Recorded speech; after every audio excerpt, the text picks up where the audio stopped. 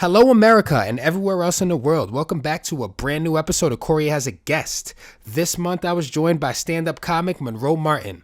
We talk about comedy, we talk about acting, we talk about wrestling, but mostly we talk about following your dreams. So hopefully this inspires you to get up and get after what you want, because it definitely did that for me. So like the show, share it, subscribe to it, and enjoy the episode. Later!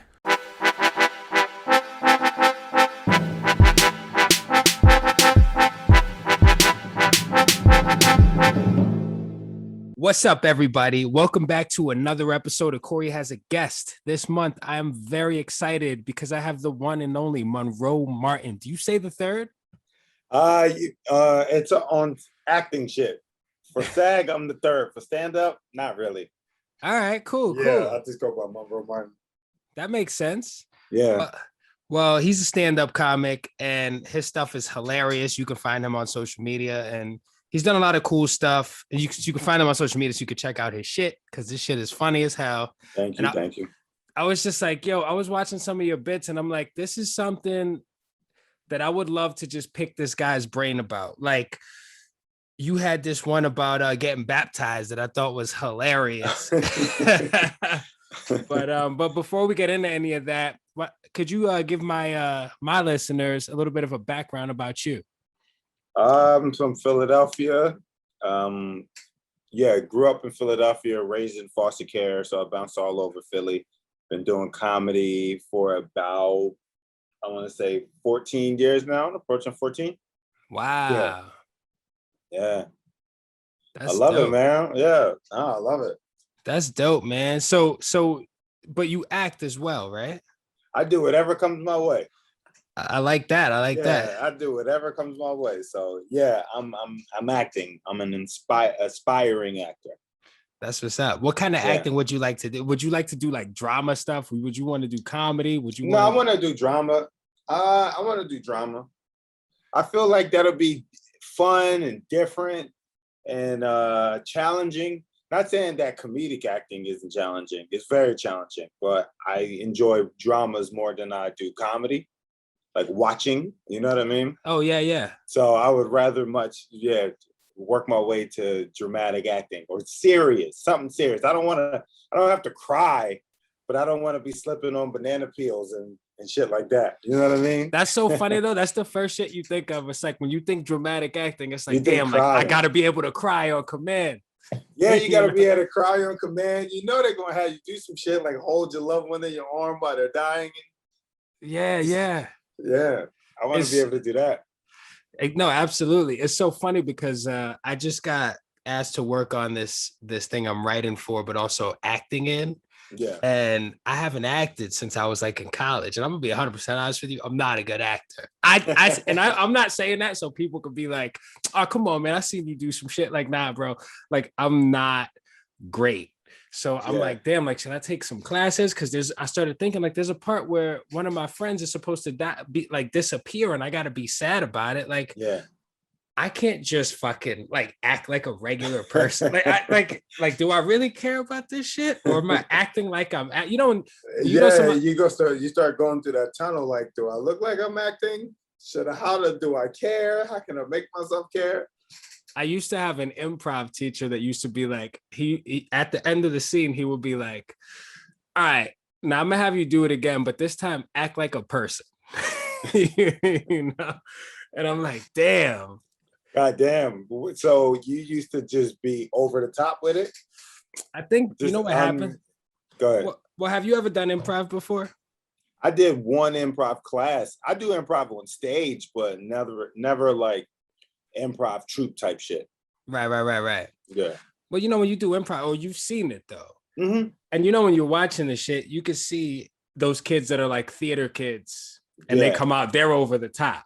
Yeah. You know, and then you could tell when somebody's like you could tell when a stand-up is doing improv because he's up there like waiting for punchlines. Yeah. You know what I mean? And it's like, but then you got like in between people that are like, all right, I'm gonna attempt to make this look like it's a real scene. Just swinging. You just got people up there just throwing Hail Marys. Yeah, so you start looking robotic and shit by accident, and people can see that, bro. It's like when somebody looks like they're acting, that's how you know it's not good. Yeah, absolutely. You know, but so you love stand up. That's like I love it, man. That's my baby. That is my baby. when I you love doing first it. what like who inspired you and like to get into it? There was no particular comedian that inspired me to get into it. It was more of friends and shit like that. Because growing up, I really didn't watch comedy like that. Not that I didn't seek it out. It was just like when you growing up in foster care, you watch what they play, and it's usually like BET, Comic View, never really Comedy Central. Um, you knew like Richard Pryor, all the like iconic comics and shit like that, and they're like stars. So you don't really see that. I didn't really see that as a realistic career choice because you're like, oh, they're stars. You got to be picked. You got to be born. You don't even know how to try out to do that shit. But it was my friends who were like, yo, I think you should try doing stand up and like kind of pushing me in that direction and then leaving me to figure it out because they were just like, I think you should do it. And then I tried it, and then they went on about their lives. So I met more comics doing it and developed friendships with people, and then that kept me in it. And then seeing the local comics who are making a living off of it, that made me want to do it more. That was like, oh, this is a career path. Even if you're not big, you can still make like a good living. You can make a great living as an unknown comic. So that got me believing in myself a lot more. Like, oh, you don't got to be famous to make a living. Absolutely. Yeah. Well, it's like that idea that we grow up with that it's like, well, if you're gonna live somewhere and pay bills, you need to work a regular job, right? So Yeah. when you see that, oh wait, I can do the shit that I love Yeah. and that can pay my bill, like Not a lot of people know that. If I feel like if half of the population knew that, it'll be a different world. Not a lot of people know they could do what they love and make a living off of it. absolutely, it's crazy. It's so fucking crazy. Yeah. I feel like in the last couple of years, the conversations that I have with a lot of people, because you end up knowing a lot of people that do it, right? Like, Mm-hmm. comedians, actors, people Yeah. that do music. And it's like when they start telling you like how they sustain their lifestyles through not fucking going somewhere and clocking in, but like working on their art and shit. It's like, I feel like people need to hear that. Mm-hmm. You know what I mean? Because Yeah. it breaks down that wall of feeling like you need like you fucking like need to put a tie and a jacket on to go, have a family and a life. Yeah. That's just a path. It's a clear cut path. That's what it is. Right, right. It's in order to do this, you got to have an imagination, right? Because you're making the shit up as you go along. You're creating things that don't really exist. There's schools, but there's no like traditional school. There are people who teach you how to do stand up and write a joke, but there's no people that'll teach you how to start carving out a career for yourself and stuff like that. So that's why I feel like people don't really take the path of working on their own because they don't see the archetype, right? Is that the proper word? They don't see that laid out for them. Yeah, They're yeah. like, I can go to college. I can get a job, I can work my way up, and then eventually start making as much money as I want. And I get why people do that shit because it's right there. It's like A plus B plus D and shit like that. You know what I mean? It's right there. It's safe. Yeah. You got a safety net. But Yeah. it's like when it's like I think about this shit like when you go to a party when you're younger, right? So you're at a party and you feel a little shy. You don't really know a lot of people there. You want to dance, but nobody else is dancing yet.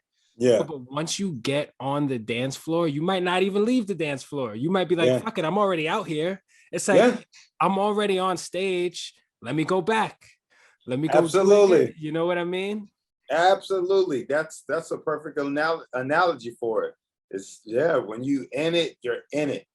But it takes a while for you to truly be in it. I feel like 3 to 5 is like the make or break. 3 to 5. 3 to 5, running around the open mics consistently. I'm talking about 3 to 5 years consistently, not like, oh, I took some time off and just to chill, the blah, blah, blah, and I'm back. No, I'm talking about like 3 to 5 years of consistent working your way up, figuring out the ecosystem of comedy. And then I feel like within that 3 to 5, you're like, okay, I want to do this. And then within from that 5 to 10, I feel like it's a different type of just now you're working on being comfortable and saying what you really want to say. But yeah, it's a while. It takes a while to get your footing steady and just being like, oh, okay, I know where all the mics are. I know where to go. If you need like a quick little $50 or something like that, you start learning how the system works. But yeah. Yo, and you feel like a lot of people that you talk to outside of it are like, yo, you're so brave for getting up there and doing I it. let them say that shit. I don't think I'm brave at all. I don't think I'm brave. I'm just like, to me, it's the same thing as applying to a job that you have no real like knowledge of. Like I worked a lot of shitty jobs where I was making up shit as I go along. I used to lie on a lot of applications, fucking beef up your resume. So to me, it was the same thing. It's like, yo, I'm making this shit up as I go along, and it just looks good. Do you do a lot of like off the top of the dome shit now? Like, when you first got on? Yeah. When you first like hopped on stage and started like doing the shit consistently, did you feel comfortable riffing right away, or did you like? Well, I thought that's what it was, honestly. I thought it was getting on stage and riffing and picking on the audience. So I did that for the first couple of times. And then the comedy club that I was working at the time, or working my way into doing the open mics, was the Laugh House. And Ms. Mona didn't play that. Ms. Mona, like with the newer comics, she was like, I need to hear some jokes. If you ain't doing no jokes, there ain't no need for you to be on here. And I would go up there and be like, look at your shirt, look at this, and blah, blah, blah. Because I was good at snapping. Yeah. You know what I mean? Like you grow up poor and big and oafy, you got to learn how to get people before they get you. You got to be quick. Yeah, so that was my strong suit. But to her, she was like, ain't nobody paying to see that shit. Like, nah, develop an act, figure it out. And she kicked me out of the club for 2 months. And she told me I couldn't come back unless I started writing jokes. So every week I would show up to the open mic with a joke book, and I would like show her the jokes, and she'd be like, nah. And then for 2 months straight, I couldn't come. I couldn't work that club. But what it made me do was I started hanging out with other comics, and they show me other open mics and other places to go. And then you're watching them and you see where the act is. You learn what an act is, you know what I mean? We're just like, oh, you got your opener, you got your close, you got your middle, you got your through line, not just a bunch of like a string of jokes and shit like that. So I kind of learned from that moment. And that kind of pushed me into the comedy community. That made me go, well, if I'm not good enough to be at her club, I got to figure out how to. I got to figure out what makes me different from everybody else. Because everybody else on your level is doing bullshit too. But you're like, why you single me out? I still don't know why she singled me out to this day, but I'm glad she did it. Oh, yeah, bro. That's definitely because it made you grow into the absolutely dude that you are. Like, ain't nothing more powerful. I always tell people, ain't nothing more powerful than rejection.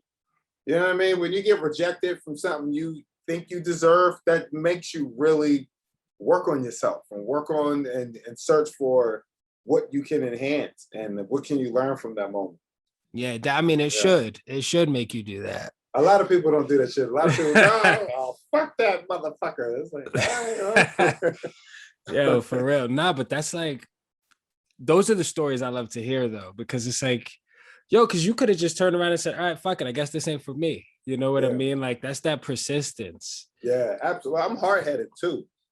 I'm a stubborn dude, yo. So if you tell me I can't do something, I'm gonna just try to figure it out so I can be like, yeah, motherfucker. Like, I just want to rub it in your face. I'm petty.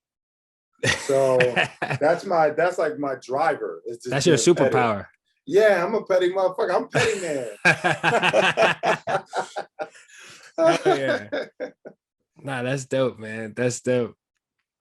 So that shit really like got you. So I got a question for you. What's up? What do you feel like is a myth about comedians that you hear often? That they're sad and that they're sad and they're alcoholics and all that shit. Like, I know a lot of comics who have normal lives. You know what I mean? They're as sad as normal motherfuckers with 9 to 5s. They're as sad, you know what I mean? They're sad as everyone else. They're not running around fucking getting drunk. Even, a lot. People get drunk, but I know some people who don't fuck with the shit, don't have really no trauma, and still are beast on stage. And that was like the myth, is that you had to have like this fucked up life and like you're a sad clown. This is like, no, you're not. Some people are just talented. Yeah. You know what I mean? Like some motherfuckers are just talented and they can talk about anything and make anything funny. And yeah, you don't because gotta be sad. yeah, no, I feel like people kind of made it almost seem like it was more popular almost to be broken. You know what I mean? When it's like, yo, there's people that have issues out there that are fucking at the top of their game, but yo, you don't have to though. You know what I mean? It's like how Drake is from Canada, but he's still a dope rapper. Absolutely, he got a white mom. You know what I'm saying? Like, he didn't have to be in the hood. He was just fucking, he could still do it though. Yeah, talent is talent. And people forget that shit. It's just like sometimes people just got it in them and they know how to do it.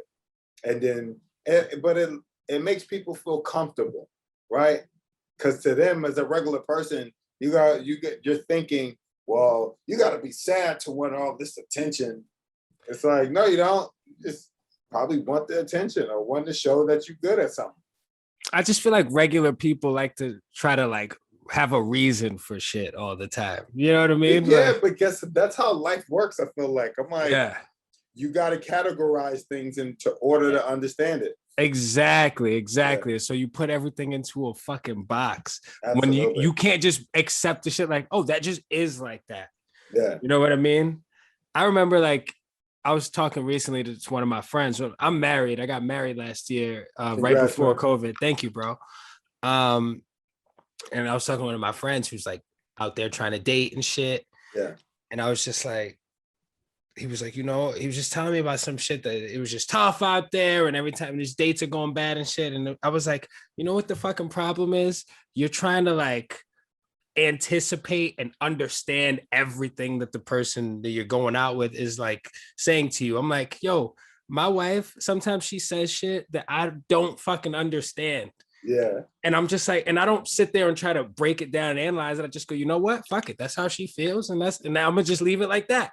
Yeah. You know what I mean? Smart man. It takes people a long time. I'm still learning that. I'm learning that with my wife now. Because sometimes you'll be like, wait, why'd you say that? And she's like, I don't fucking know. And you go, all right. Then. Yeah, because you know why? Because we do that shit too. Yeah. You know what I mean? We do it too. So yeah, I mean, like just trying to, it's like, yo, just some people are just dope, we don't have to be sad and fucked up. We could just fucking just figure out how to hone our skills and become cool. Absolutely. Because I see you on stage and you just got this presence and you're a tall guy too, right? Yeah. Like you're up there, like you just like look at me, but it's not like what you don't have to say it. It's just like everybody's like, you have this engagement. So you know what I mean? And I could see it. I could see it when I see the shit that you got out there. And I'm just like, this dude has something. This dude. I love it. I love being up there. I think that's the thing. When people go, oh, you look so comfortable up there. It's like, because I like being up there. Even when it's going bad, I'd rather be up here than in there. I'd rather be on the stage versus in the audience. Oh, yeah. You know what I mean? So I think that's the presence. The presence is just, I want to be up there. I don't want to like I need it, but I love it. I love just holding court, even if I don't got nothing to say. Holding court. Yeah. So when I was a kid, I would always see my dad. He would be like sitting with all his friends, and my dad is one of those guys. He doesn't talk super loud and shit, but he's just cool, laid back, and he would always be like, everybody would be listening to him. Yeah. And he'd be holding court. I was always like drawn to that. Like, what is this guy talking about? You know what I mean? That's what I'm trying to channel on stage, though. Because I feel like eventually that's who I'll end up being when I have kids, and then when my nephews and nieces are older. Even now, like they still like listen to me, but I want to be that on stage where they're just like they're my fucking nieces and nephews, not my children, my nieces and nephews. Yeah. But you got that, like people just like. It's just you command the attention without you know what I mean, without even trying. Like people really just want to know. That shit has always been dope to me. Thank you, man. I appreciate it. I'm working on it, so I don't even feel like I'm there, but I'm glad that you're thinking Because in my mind, I'm like, I'm trying to get there. I'm trying to be on stage and just taking my time, be able to tell like 2 jokes in 10 minutes, just like do do do do.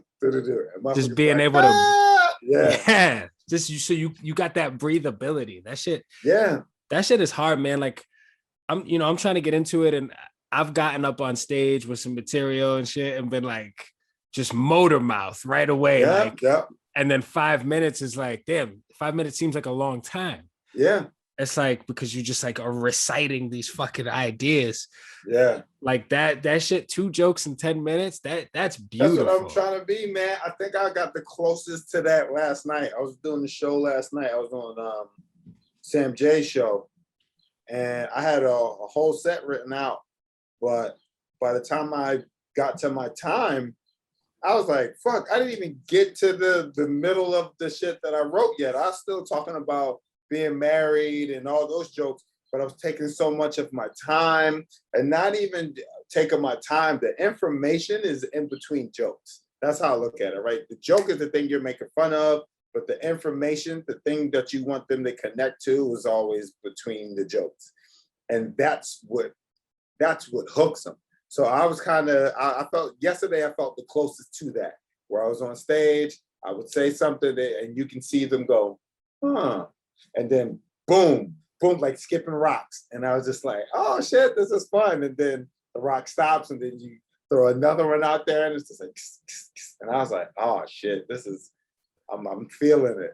That's it. And you got to flow and you hit your stride. That's dope, yeah. Man. Congrats. But I don't want to chase it, because I feel like when you chase it, that's when you start fumbling shit, fucking it up. And it's just like, I'm gonna listen to that set again, but also just like be like, what made me get in that zone? What made me feel comfortable enough to not rush or just like take my time and just be conversational? Because I was reactionary, meaning like I would say something, and if an audience member was like everybody would be like, oh, and then one person will say something like, and I'll be like, exactly. And then I'll go off of that, I'm like, all these people are phony. Like, I'll talk about being married and everybody claps, and one person like, I was like, yeah, I didn't say happily. I just said I'm married, and y'all fucking just, and then they started laughing more. And I was like, okay, being reactionary, having fun with it. Having fun. Find that fun and have fun. Yes. Yeah, because sometimes it ain't fun up there. Sometimes it's not fun, but that ain't gonna stop me from doing it. I don't like, yeah, this shit like fun. What do you feel like you said earlier, you said if it's going good or if it's going bad, what would have to be happening for you to feel like it's going bad? I'm big on energy. I don't like talking into a void. And to me, whenever it feels like I'm talking into a void, makes me feel like it's going bad. Even when they're laughing. Like, I just don't want laughs. I want emotions, because I'm up there telling my truth. Or not, it don't have to be personal, but you're telling what you really feel and think, right? So I'm being vulnerable in that moment. And sometimes I expect that back, where the audience is like, oh, I may not think it's funny, but I understand why you're saying that. And I want to see those emotions and shit like that. And sometimes when you don't get it, sometimes when it's just like, or just, they're like, man, this shit ain't fun.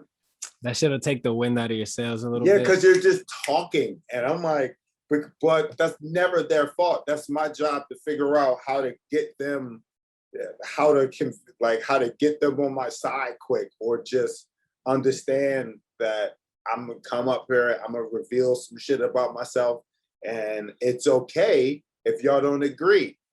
It's okay if y'all don't laugh. Once they have the okay, then you start getting other emotions. You start getting that, and then you know what I mean? Yeah. When they're engaged. Yeah, when they're emotional, then they're paying attention. But when they're not, when they're just like, they're not emotional, they don't give a fuck. Yo, it's so true. Yeah. It's so true. One of my boys said to me, another comic, he was like, he said, when you come out and do your shit, you do your act, you got your jokes, and the people are engaged and they're laughing and they're like, they're invested in your shit, Yeah. He's like, it's like an agreement. Yeah. It's like an agreement between you and them. Yeah. And then you could really start rolling with that energy. And Yeah. it's so true. And that's what I want, man. I see that you got the Stone Cold shirt on. I don't know if you're a wrestling fan. I was a big wrestling fan.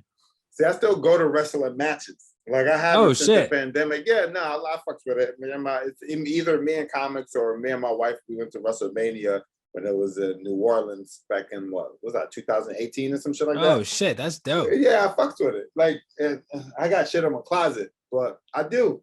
And the thing I like about it is it's instant. You like the audience, you know, the wrestler also knows if the audience is fucking with what they're doing or not. Like if you're wrestling or you're really selling it and putting on a good show. And if you're really selling it and putting on a good show, they give a fuck about everything. They give a fuck about when you get knocked down and you doing the bad guys doing this taunt, the referee is like knocked out, right? Laying down. They're like, oh shit. It's like a whole thing. And they get invested and they're on the edge of their seats. And I like that. But when people just tossing each other around and slamming each other, and you're like, this is boring. And you know what I mean? And the wrestlers feel that too. So I feel the same way where I'm like, I can go up there, I can do some jokes, but then if they're just like, now you got to make people feel shit. You know who I feel like was a guy that people don't talk about enough. Like when you start talking about wrestling, my wife actually bought me this shirt recently. Okay.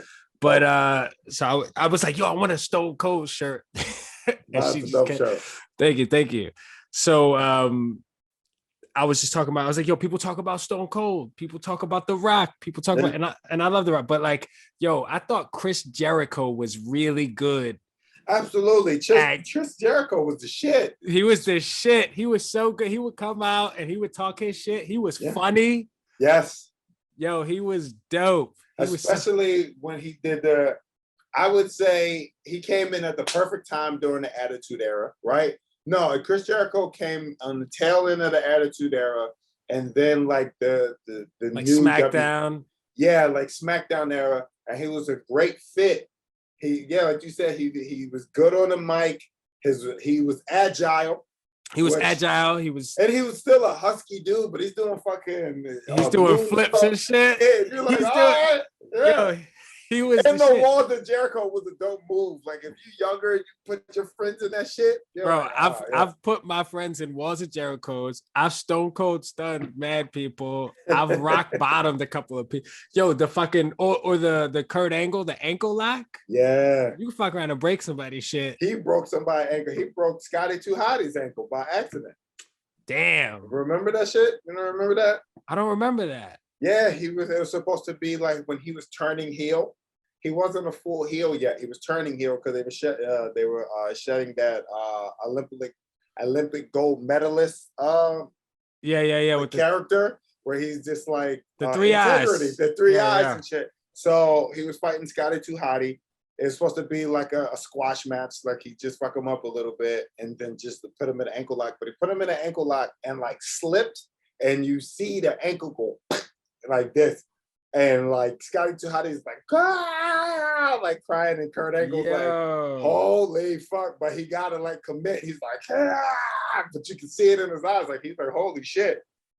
Damn, that's some fucking. Cause yo, at the end of the day, we forget too. Like these guys are coworkers. Like he probably had to come down and shit. Like yo, my bad. Like oh shit, my bad. That happened with Shane McMahon and Kurt Angle. Shane McMahon. Kurt Angle suplex Shane. He was supposed to suplex Shane through the plexiglass, but it didn't break.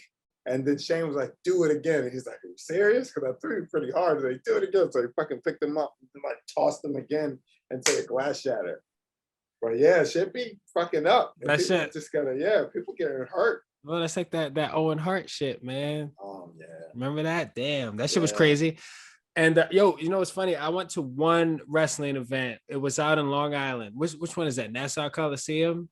Yeah. It was out in Long Island. My dad took me to it when I was like probably in middle school or some shit. Yeah. And it was when Chris Benoit was still alive. And it was when they had him and The Rock beefing. And The Rock came out and he did the fucking crippler crossface to Chris Benoit. Oh shit.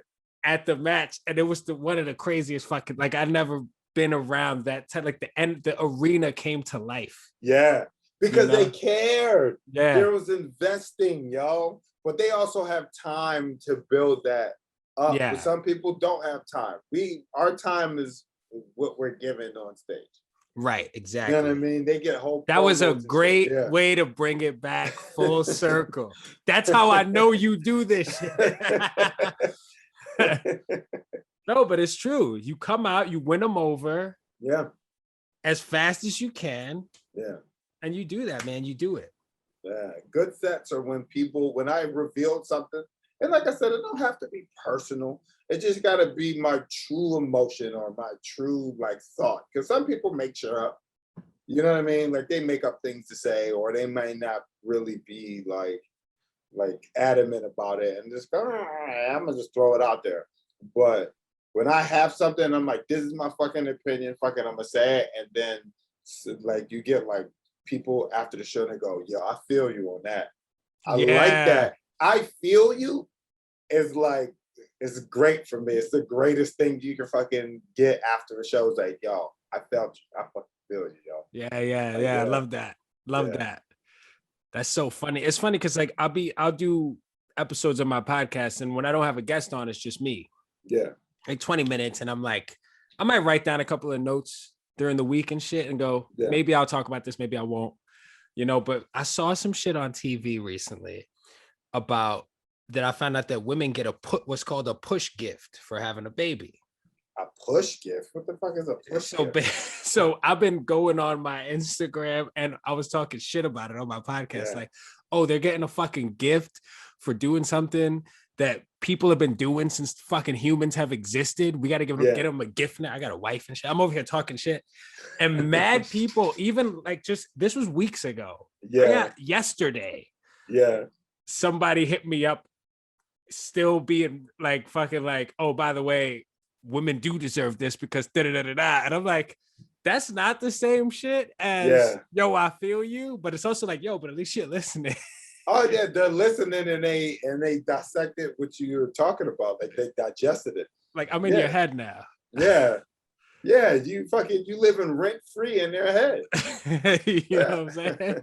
So you'll never be homeless. Yeah. Boom. Yeah, man. But no, that I feel you shit is dope.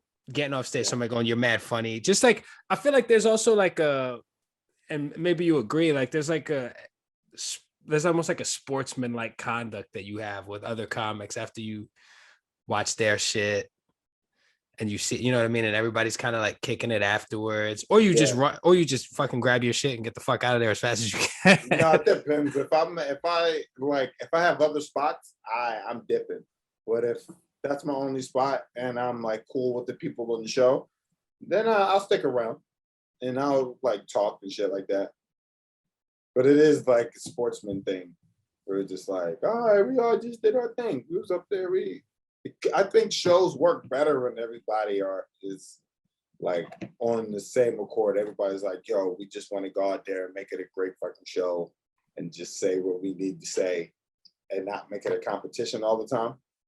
Yeah. Because it ain't. You're not in competition with nobody.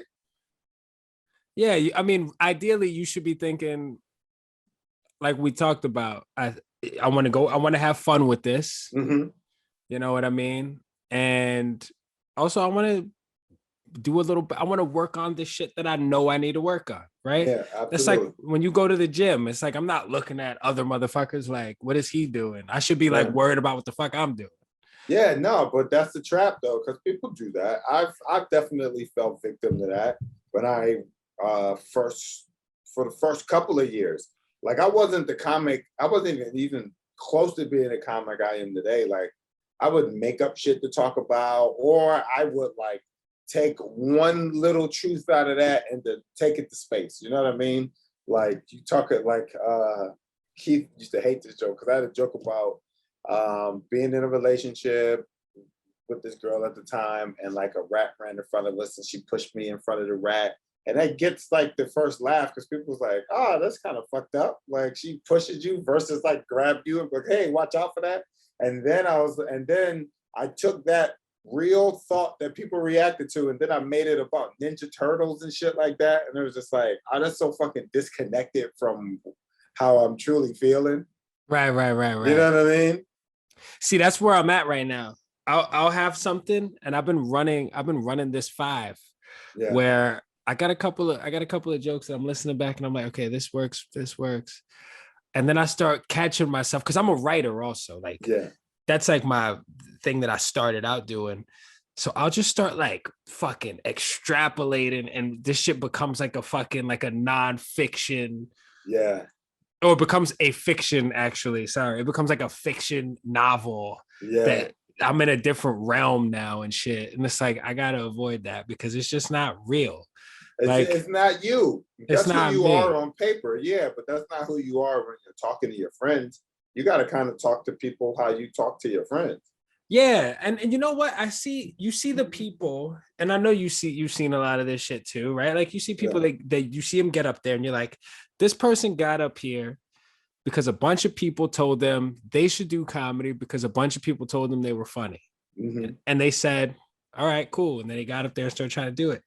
But we fall into this, like, it's hard to be the way you are around your friends and family right away on a stage in front of a bunch of strangers. Yeah. You know what I mean? Like, it's hard to find your identity. And then you start looking at other comics and you're like, you start like sounding like, you start saying what works. And that's sometimes the problem, right? When people emulate anybody, they take their style and not their boldness, their bravery, their vulnerability, right? Like people emulate Pryor and CK and Rock and all those things, but they emulate the voice and the tech and the technique, but they're not really doing the things that made them that person. Like Chris Rock is a very smart motherfucker. You know what I mean? Pryor was a very open book. Like, are you willing to be that open to get those type of laughs? Like he talked about everything. He talked about being abusive, doing gay stuff, doing drugs. He talked about everything. And people go, oh, it was a different time. It was like, it was a different time back there too. Yeah. It still wasn't acceptable. He was just like, this was the life I lived. And this is the only thing I know. This is what I can talk about. And when people take shit, they usually are just like, oh, I'm gonna sound like them, or I'm gonna do this, versus going, I'm gonna attempt to be that open, or I'm gonna attempt to educate myself to the point where I know just as much as Chris Rock. He knows so much that he dumbs it down. You know what I mean? Yeah, man, he's a genius. Yeah. He's a smart genius. Motherfucker. I love Chris Rock. I mean, like, even seeing him recently, he's an inspiration. Like, I'm also a personal trainer as well. Mm-hmm. And he's on his fitness shit now too. Like, this dude, like, he's showing you there's levels. There's levels to life. That this motherfucker's what, 50 now? He got abs and shit. Yo, he's shredded, bro. Shredded, teeth are white. He's like, yo, we could take care of ourselves too. Yeah. That's the thing, yo. Like, motherfuckers will be telling you shit when you were younger. Like, yeah, you don't want to, like, you want to be true to this, and you want to, like, you're from the hood, so you got to represent a certain level of this. It's like, yo, this motherfucker rose up, started, he's like on a different echelon. Yes, absolutely. Fuck all that dumb shit. Like, I'm the man. Yeah. And I'm smart, and I don't have to fall into the category that you want me to be in. I'm Chris Rock, bitch. Like, exactly. When people don't emulate that shit, when people take that essence, they're not doing the things that made these people those people. You know what I mean? But that's because I think you can't. Exactly. You can't. I mean, you can in a sense if you're willing to go there. Like, well, I'll stick with Pryor because I feel like it's the easiest. Just be as open, be as honest and unapologetic about your decisions that you made in your life versus good or bad. Richard didn't give a fuck if people liked him. Yeah. He didn't care. But it's hard to not care if people don't like you, especially because you get paid way quicker than they were back in the day. There's so many streams of income attached to your personality than it was back then. And so a lot of people, when they perform, sometimes they're thinking of all the things they have. Yeah. There's politics involved. There's and everybody now, people can just pull their phone out and there's a camera and they can catch you. Yeah. You know what I mean? Catch like you slipping. Catch you slipping. Fucking, you got your own online persona, like, and you care about that. Like, you got to really put that shit to the side. You got to be willing to be like, because it's that honesty. Yeah. It's that shit is scary, bro. That shit is like walking out onto a plank. Absolutely. To be 100% you is fucking in life. It's just a hard thing to do. Well, you know, because it's one of those things where it's like, yeah, I'm gonna start being me. You see memes about this shit all the time, like be yourself. No, everybody else is taken and all that shit. And it's like people who do boxing training and shit, right? Yeah. It's like, yo, but would you ever step into the ring where you can swing, but also this motherfucker can hit you too? Yeah. And shit. It's easy. What I mean? It's easy to be yourself when you're alone, but you don't know who you are until you're up against the opposite, until you're in a situation where you got to use your honesty. You know what I mean? Where you're like, how do I truly feel about the situation? You know what I mean? Like, I don't know if you grew up in the hood or not, but you grew up in the hood, right? And everybody, don't be no punk. So you have to fight everybody who stepped to you. But what if inside you like, man, I just want to, I'm sorry, whatever I did, like, but it's hard to be that person, to tell somebody, nah, I'm not about that life, you know, I'm good.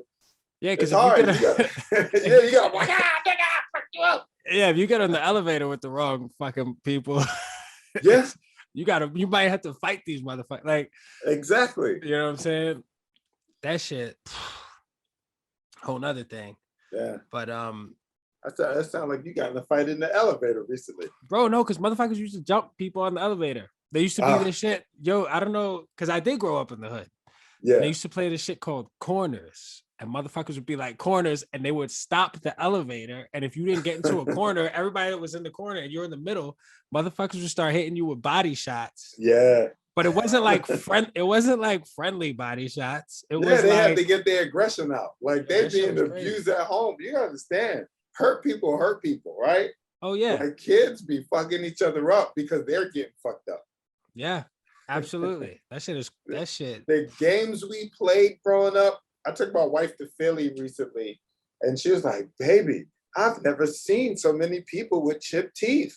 How did that happen? I was like, fucking, it happened because of that community. Somebody she's talking about little kids too. She was like, how did their teeth get chipped? I was like, they were probably fighting somebody hit them in the mouth with something rough, where kids in the hood want you to get hurt. They enjoy that shit. They do. And at the same time too, it's like, you know, I was leaving the house with my mom going, yo, if somebody hits you, you hit them back type shit. You know what I'm saying? So it's like, that was also my mentality. Like motherfuckers, I don't know how people do it, but like, or at least when you were younger, like, I don't know what other parents told their kids that weren't in that environment, but it's like, yo, because if you don't hit that kid back, you already know what's going to happen. That kid owns you now. He got the go ahead. You know, he was like, oh, I can fuck with this person and nothing's going to happen.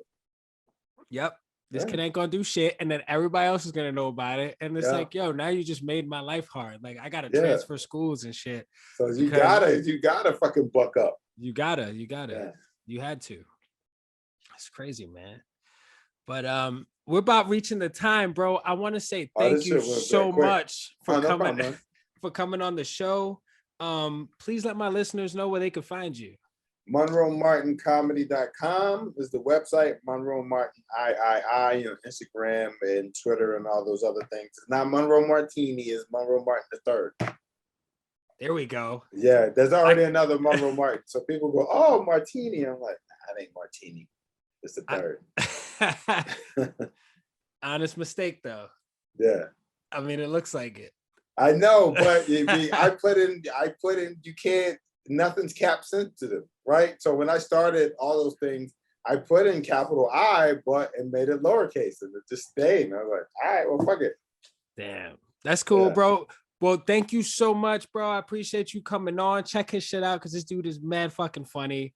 If you want to hear more from him, subscribe to the show, like it, share it with your friends, and stay tuned because we got more coming up next. Peace.